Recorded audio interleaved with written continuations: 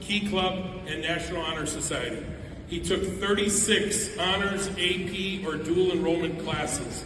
He earned 43.5 high school credits and currently has a GPA of 5.033. He will be taking 63 college credits via AP Cap at Early College Now to UW-Madison, where he'll be studying pre-med neurobiology. It is my pleasure to honor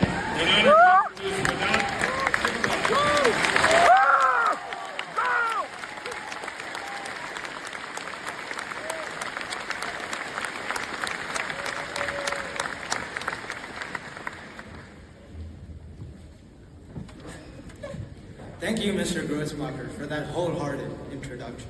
What's poppin', BC? First, I'd like to thank the Brookfield Central staff for responding to my several emails. About how to raise my GPA. Next, I would like to thank my friends for embracing my wacky personality. A special shout out to Aman Amjad for taking second place. Can't have a valedictorian without a salutatorian, so thank you, Aman. I would like to thank my mom, dad, and sister for being the wings to my success, giving me hope and confidence needed for flight. Without wings, a hawk wouldn't fly. Now on to my thesis. Life isn't real. I'll explain with 3 stories. When I traveled to India in 5th grade, I saw an 8-year-old drive a motorcycle on the highway with his mother in the back seat. I was like, I want to do that. Surprisingly, my father said, heck yeah. I quickly picked it up and mastered it within a week. However, I also quickly messed up. I was driving, and when it was time to go home, the weight of the bike was slightly towards the left. Soon enough, when accelerating, the bike turned left and absolutely obliterated a store's mannequin. Ripped off a couple of tires and slipped inside the store, shattering the sidelights. That mannequin was declared dead on the spot. On the way back home, I got a completely unrelated flat tire. I was frustrated. On a hot, humid Indian Tuesday afternoon, it struck me that life ain't real.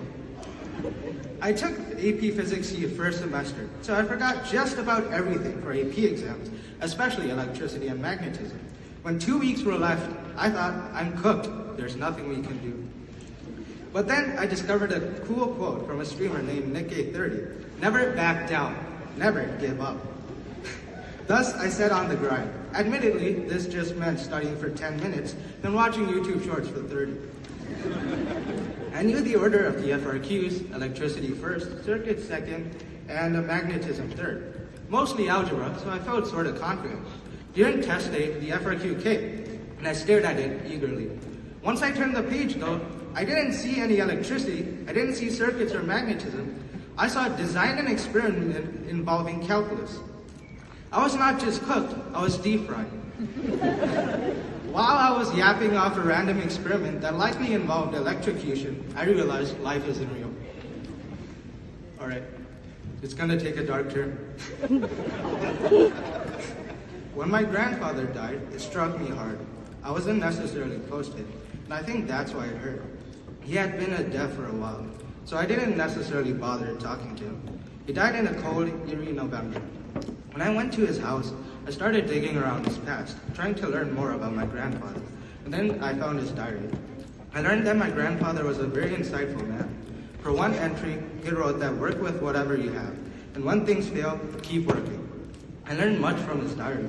As I kept reading, I realized all the moments I had with him, wishing I should have talked to him more and learned his stories and his life lessons face to face rather than on pages of paper. While reading his diary, I understood life isn't real. Life is life, and life isn't real. It's a disconcerting facade that can make us feel like we lack control.